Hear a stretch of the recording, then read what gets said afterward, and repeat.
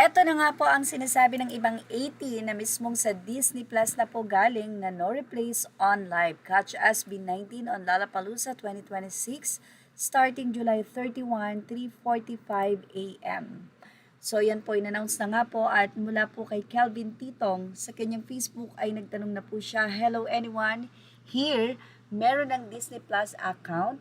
Meron lumabas sa account ko ngayon na ganito. Aside from my account, need pa po ba talagang mag-subscribe dito para mapanood yung live sa July 31? So, eto po ang mga sagot. Need to subscribe also my channel 1 at channel 2 sa day 1. Where to tune in for SB19 po.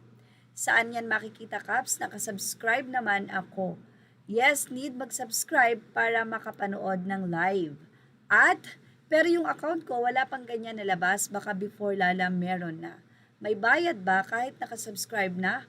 How much? Say naman ng isa, 150 each, bali 4 lang kasi kami naghati-hati kasi 4 screen lang pwedeng magsabay-sabay na gamitin.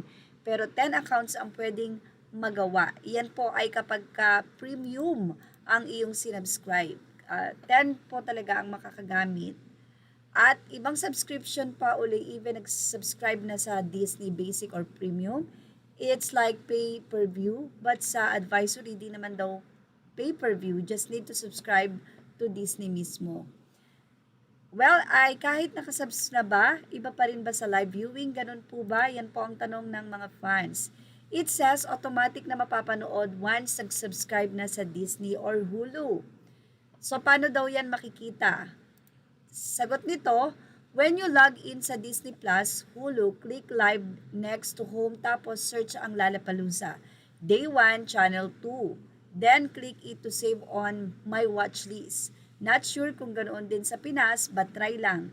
Dito sa US, I subscribe for a month just to watch the performance. $12 ang basic package.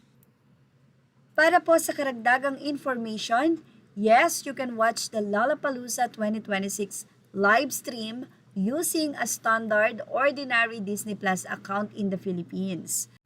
Schedule and access details, streaming dates, PH time July 31 to August 3, 2026. Daily start time coverage begins around 3:45 a.m. Philippine time. Notable set, Philippine P-pop group SB19 performs on July 31 with their set schedule around 4:30 a.m. to 5:30 a.m. Philippine time. Age requirement, the live stream is restricted to subscribers age 18 and above. No replays. Content is live only with no on-demand replays available after the broadcast. At dahil po sa isang 18, ibinahagi niya nga po ang nasabing notification na ito ng Disney Plus na mismong nakalagay doon na no replace on live. Catch SB19 on Lollapalooza 2026 starting July 31, 3:45 a.m. Kaya naman po, mag-subscribe na para po hindi po kayo mag-cramming. At yan ang ating Showbiz Snap Update. Images are all credit to the rightful owners. Thank you for watching Showbiz Now.